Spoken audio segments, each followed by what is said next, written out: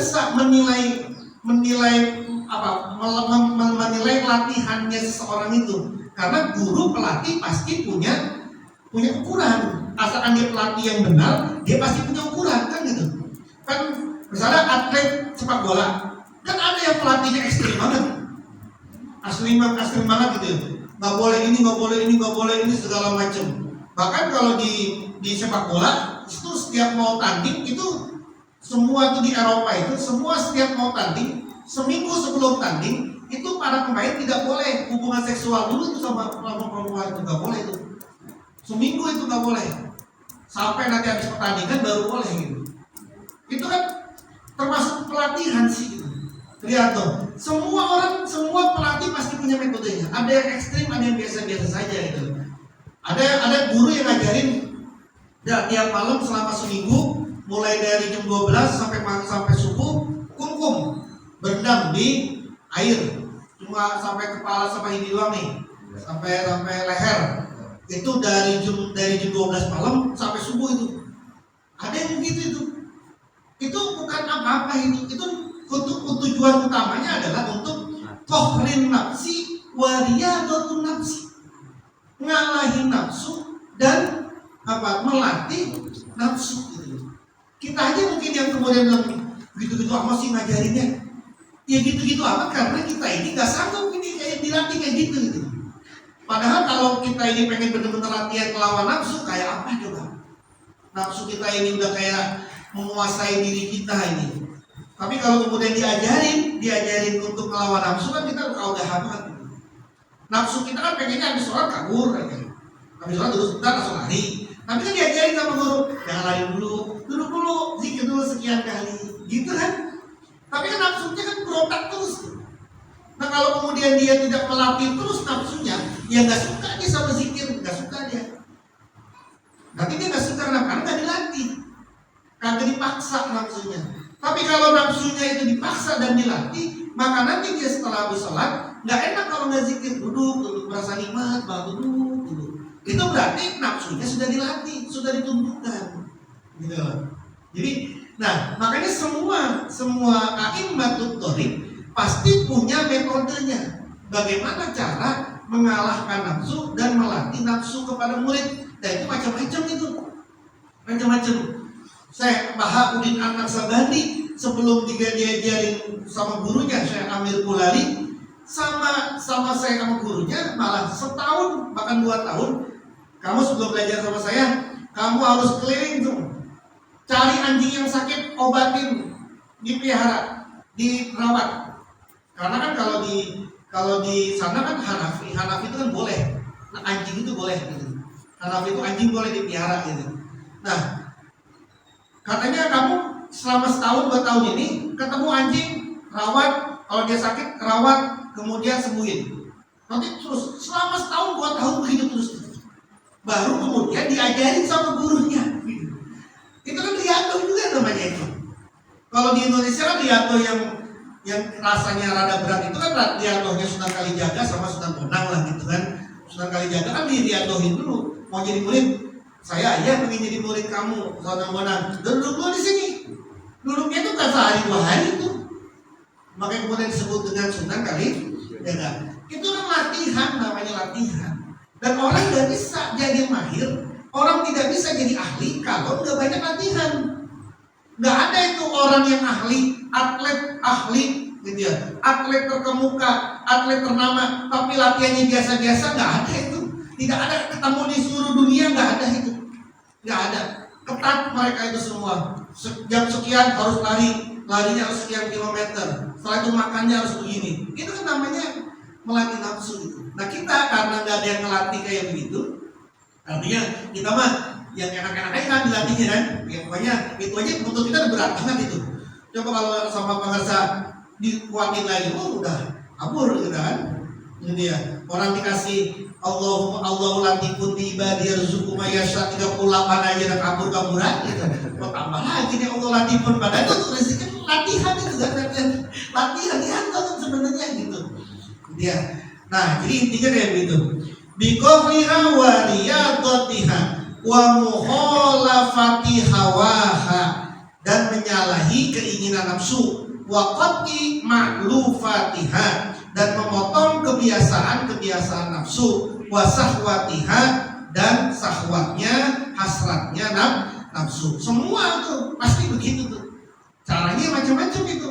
Dengan puasa, dengan ini.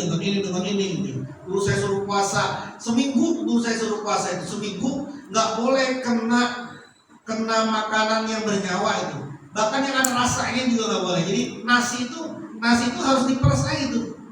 Karena nasi itu masih ada rasa itu. Tapi itu nasi diperes lagi, kena air, disaring lagi gitu. Itu yang kita makan tuh seminggu puasa itu, terus makannya kena itu aja tuh. Nggak boleh kena gula-gulaan, nggak boleh. Udah minum air putih, dan makan gitu seminggu itu. Yang nanti hari terakhirnya itu nggak boleh tidur sehari semalam, nggak boleh sehari semalam nggak boleh tidur. Buat apa sih? Ya, itu melatih aja, guru lagi latih kita aja. Ya loh, kayak begini ya lawannya, kamu pengennya ini, kamu lawan ini, gitu loh. Sebagai tadi tuh mukhalafati hawa. Orang yang selalu atau orang yang sudah ditempa dengan sakit, maka dia tidak akan lagi merasa kesakitan. Emang orang petinju nih, emang petinju itu dilatihnya kagak dipukul-pukulin apa?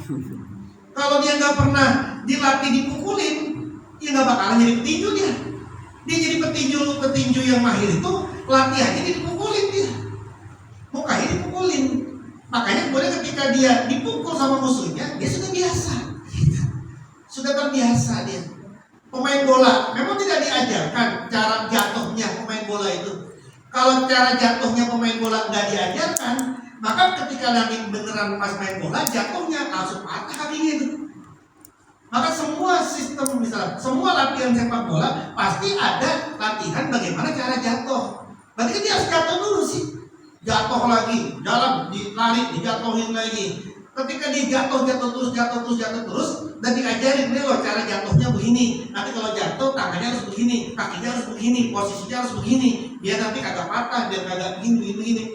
Ketika dia tandingan beneran, dia udah tahu tekniknya. Kayak gitu, jadi dia udah terbiasa. Coba Anda nggak pernah latihan, kemudian main bola langsung di tackle, langsung keluaran lah, udah capek gitu kan. Apalagi napasnya napas kokok semua kan gitu. Wah, ngapa gitu. Nggak bisa gitu, nggak bisa. Kalau nggak pakai latihan.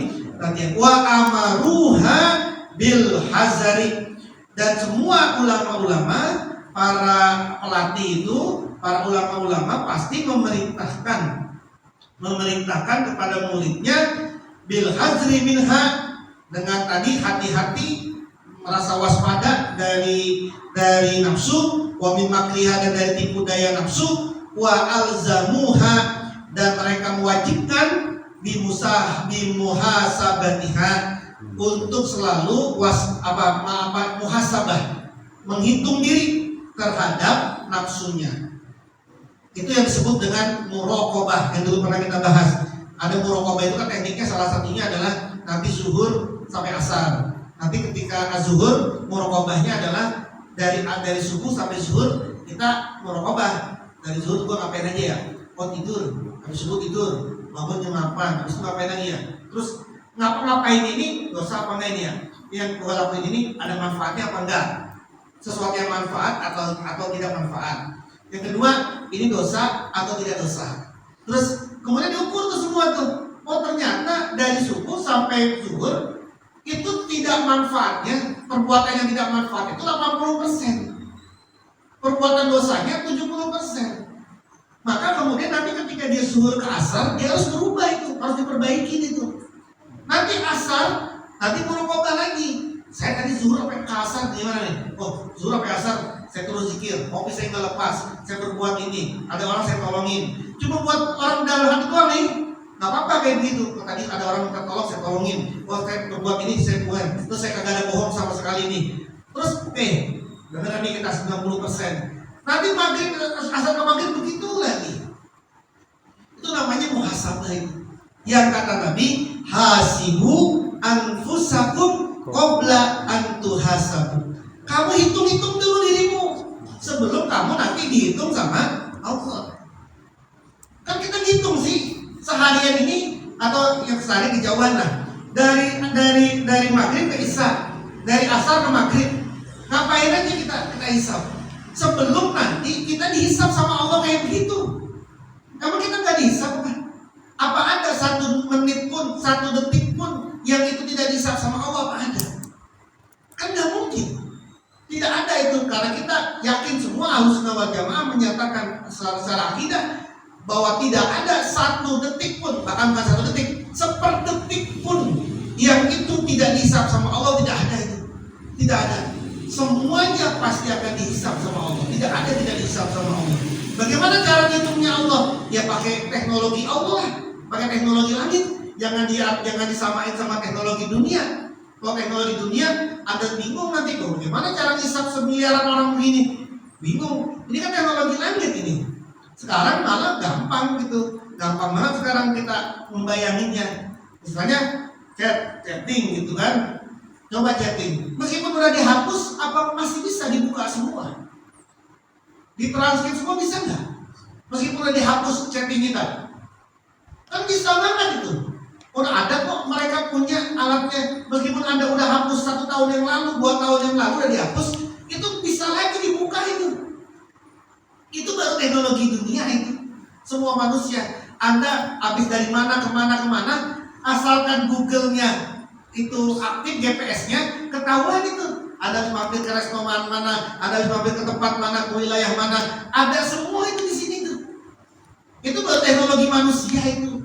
Belum teknologi Allah itu yang nggak mungkin kita akan lepas. Itulah yang tadi yang Nabi katakan, hasibu anfusakum qabla an tuhasabu. Kamu hitung-hitunglah dirimu, kamu hisaplah dirimu sebelum kalian dihisap oleh Allah. Nah, wallahu a'lam bishawab. Ada yang mau nanya nggak?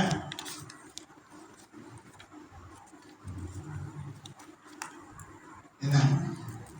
Yang mau nanya? Nah, baik, nanti kita ngobrol aja di depan. Itulah persoalan terhadap nafsu. Nanti pertemuan selanjutnya masih ngomong masalah nafsu ini. Yang tadi intinya adalah semua nafsu ini hukumnya fardhu ain. Fardhu ain untuk melawan nafsu, untuk menyalahi nafsu itu fardhu ain. Allah berfirman, qad aflaha man zakkaha wa qad khaba man dassaha. Sungguh beruntunglah orang yang mensucikan jiwanya, man zakkaha, orang yang mensucikan jiwanya itu beruntung. Wa qad khaba man dassaha, dan sungguh merugilah orang yang mengotori jiwanya. Maka kita punya istilah pecinta kesucian jiwa. Kenapa? Orang yang cinta sama kesucian jiwa, orang yang cinta sama jiwanya menjadi suci, itu orang yang beruntung. Palingnya kita cinta dulu dah, kita suka dulu. Kita suka kalau jiwa kita suci, kita suka dulu dah. Maka kemudian istilah ini, para pecinta kesucian, itu kan dari ayat ini, qad aflaha man zakkaha wa qad khaba man dassaha. Allah mudah-mudahan bantu kita semua. Amin. Al-Fatihah. A'udzubillahi minasyaitonir rajim. Bismillahirrahmanirrahim. Alhamdulillahi rabbil alamin arrahmanir rahim maliki yaumiddin. Iyyaka na'budu wa iyyaka nasta'in. Ihdinas shiratal mustaqim. Shiratal ladzina an'amta 'alaihim ghairil maghdubi 'alaihim waladdallin. Amin. Wa'fu 'anna ya karim waghfir lana ya rahim. Allahumma shalli 'ala sayyidina Muhammad wa 'ala ali sayyidina Muhammad. Allahumma inna nasta'udzuka bima qara'nahu wa sami'nahu fardudhu inda hajatina. Allahumma ij'alna waj'al auladana wa talamizana min ahli al-ilm wa min ahli al-khair wa la taj'al wa iyya min al-syarr wa min ahli al-jahl. Bihaqqi rabbana hab lana min azwajina wa dhurriyyatina qurrata a'yun waj'alna lil muttaqina imama. Rabbana atina fid dunya hasanah wa fil akhirati hasanah wa qina adzabannar. Wa sallallahu ala sayyidina Muhammad wa ala alihi wa sahbihi wa baraka wa sallam. Wa akhiru da'wana alhamdulillahi rabbil alamin. Allahumma salli ala nabiyyil hashimi Muhammadin wa ala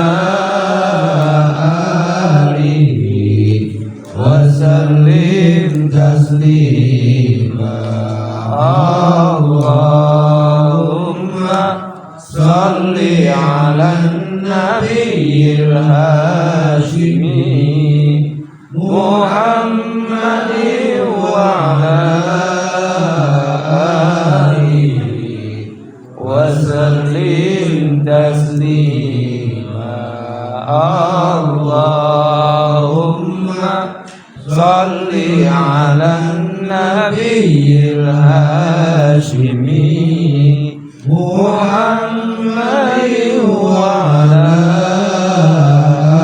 آله وسلم تسليما اللهم صل وسلم وبارك عليه